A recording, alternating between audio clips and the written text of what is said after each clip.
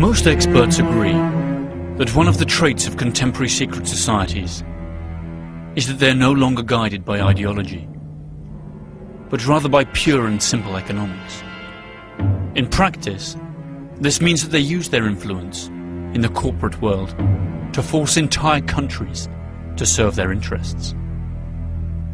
The average person is completely unaware of how national strategic decisions are taken, and whatever changes his vote may bring about happen only over the very long term, and usually prove to be merely cosmetic. If there's one secret society that has every characteristic needed to raise suspicion, it's the Bilderberg Group. Surely the most exclusive club on the planet, and perhaps the organisation that really controls the world. The Bilderberg Group is named after the Bilderbirg Hotel in Oosterbeek, Holland, where it first met.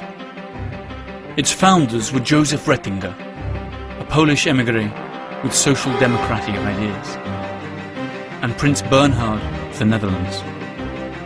The annual meetings that it has held since then have been regarded as true milestones in international politics. For the occasion, each country sends 2 guests, one of whom is conservative, the other liberal. According to Prince Bernhard, the group was created as an entity destined to fortify the North Atlantic Unit, to stop Soviet expansionism, and to promote cooperation and the economic development of the countries of the West. Sometimes to better understand an organisation, you need to know more about the people who work for it. There are 2 interesting facts that question the integrity of the founder of the Bilderberg Group. Firstly, Prince Bernhard of the Netherlands was an active member of Hitler's SS in his youth. Second, he had to stop heading the meetings in 1976 after being involved in the Lockheed scandal related to the purchase of fighter jets. On that occasion, Lockheed was found to have bribed Japanese, Dutch and Italian officers. The Nazi background of Prince Bernhard did not stop the Bilderberg Group from being supported by Social Democrats, or by the Rothschild Bank, or the Rockefellers, both of Jewish origin. Other early sponsors included the Wallenbergs, owners of Electrolux and Ericsson in Sweden. All of them still actively participate in the annual general meetings of the group, either directly or through their representatives.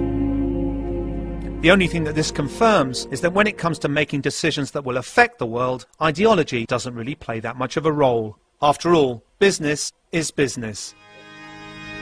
The venue, the agenda, and the participants are not secret. What remains undisclosed, however, are the topics discussed, since the meeting is held behind closed doors, and no detailed reports are published. The conference takes place during a weekend in May, and lasts 3 full days, usually a few weeks before the G8's annual meeting. A fleet of black limousines drives the guests to a luxury hotel or palace of choice. Security is tight and includes members of the attending country's secret services. Their guests include bankers, top businessmen and media moguls, as well as European and American politicians and leaders. When looking at the meetings, we can get some idea of how the nations of the future will be. Economic power groups owning both the world's capital and the means for production in an overpopulated planet, sick with poverty and short on natural resources.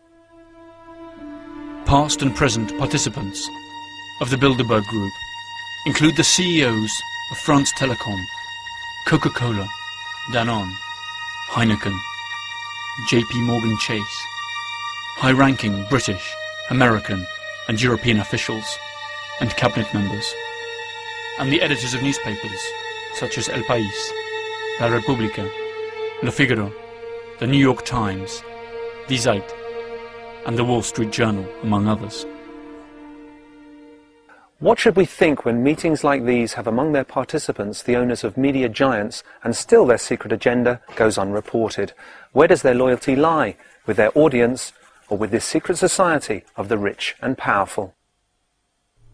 The most popular Bilderberg conspiracy theory states that the group is a test lab for policies and decisions that countries and powerful corporations will later implement. According to this theory, the guests exchanged their views on the proposals made by the most powerful countries. Thus, it is possible to predict how these countries will react in real life, and fine-tune the ensuing courses of action. In defense of the group, their most recent organizer, Viscount Etienne d'Avignon, has been clear. I don't think that we are a global ruling class, because I don't think a global ruling class exists, he said. I simply think that it's people who have influence, interested in speaking to other people who have influence. And he added, when people say, this is a secret government of the world, I say that if we were a secret government of the world, we should be bloody ashamed of ourselves. The Bilderberg agenda, according to its own press releases, is the world agenda. Whether its members can then carry it out or not is open to discussion. The items on the Bilderberg agenda vary very little from meeting to meeting. A state of the world analysis, discussions on security in the West, debates on economic and political trends in the developed countries, as well as discussions on nuclear energy, and lately, biotechnology. Other famous guests at the group's meetings have included Giovanni Agnelli, then president of Italy's Fiat auto giant, and Henry Kissinger. Bill Clinton, Tony Blair, and Angela Merkel attended before assuming public office, as did Kofi Annan, the former Secretary General of the UN. Annan was married to Raoul Wallenberg's niece. Wallenberg, as we stated before, is the patriarch of the powerful Swedish family that has supported the group from its very beginning. Other participants have included Henry Ford II, Georges Pompidou, Helmut Schmidt, and Baron Edmund de Rothschild, together with the father of the American atomic bomb, J. Robert Oppenheimer. More names follow: Donald Rumsfeld, Alan Greenspan, George Soros, David Rockefeller, Queen Beatrice of the Netherlands, and US Senator and former presidential candidate, John Kerry. The list, while incomplete, represents the greatest amount of economic and political power ever concentrated in one single organization. Curiously enough, there are no disloyal Bilderbergs. Nobody has broken the silence, and if they do speak out, they do so many years after attending the meetings of the group, by which time it is already too late to change events. For many, these brief statements are proof that the suspicions about the group are staggeringly true. Years after participating in a Bilderberg meeting, George McGee, former United States ambassador to Germany, said that the Treaty of Rome that created the European Common Market was born in the Bilderberg meetings. Jack Schenkman, chairman of Amalgamated Bank and also a Bilderberg member, said in 1996, the idea of a common European currency was discussed a great many years before it came about. We also discussed the possibility of the United States re-establishing diplomatic relations with China before President Nixon actually did it. One naturally wants to dismiss conspiracy theories, but it was David Rockefeller himself, a member of Skull and Bones, CFR and the Bilderberg Group, who said something that will be remembered as one of the most brutal confessions ever made. Something must replace governments, and it seems to me that private power is the adequate entity to do it.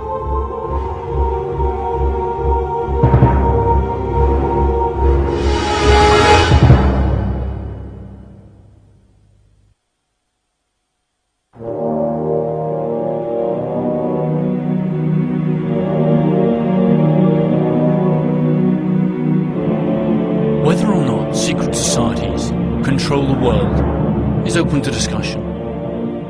What is clearly undeniable is that the most powerful people in the world are indeed accustomed to belonging to one secret society or another. Currently, there are 3 societies that seem to have a monopoly on influencing global policy from behind the scenes. Skull and Bones, the Council of Foreign Relations, and the Bilderberg Group. According to their critics, they're not different organisations, but the three heads of the same monster that is dead set on dominating the world through control of labour, capital and land. But there is a fourth organisation that conspiracy theorists keep bringing up. In contrast to the other three, its activities are public and nothing happens behind closed doors. However, that does not seem to stop the accusations against it. It's known as the Trilateral Commission. In 1973, David Rockefeller, also a member of the CFR, requested that his fellow Bilderberg members include Japanese representatives in the group, but the idea was turned down. He then created the Trilateral Commission, which compromises annual private meetings of some 350 people. Again, top businessmen and corporation executives, media moguls, politicians and non-governmental organisations. At this time, including the Japanese. The idea was to create a trialogue involving Asia, America and Europe. US President Jimmy Carter was present at several of its meetings. But the Trilateral is not only criticised by sensationalist authors. One of the most striking accusations came from Barry Goldwater, former Democratic American senator and presidential candidate, who described it in words that would make even the most paranoid person blush. What the Trilateral is really up to is the creation of a world economic power, exceeding the political government of the nations involved. As managers and creators of the system, they will govern the world. In the 1980s, it was not the left wing, but the right wing that lashed out at them. The American Legion, the veterans of foreign wars, and the ultra-conservative John Birch Society denounced the Trilateral Commission and wanted Congress to investigate it. But their demands died, buried in red tape. During the 1980 presidential campaign, Ronald Reagan attacked Jimmy Carter by saying that there were 19 trilateralists, including Carter himself, in the administration. Reagan pledged that if he were elected president, he would not stop until he had exposed all of the secrets of the Trilateral Commission.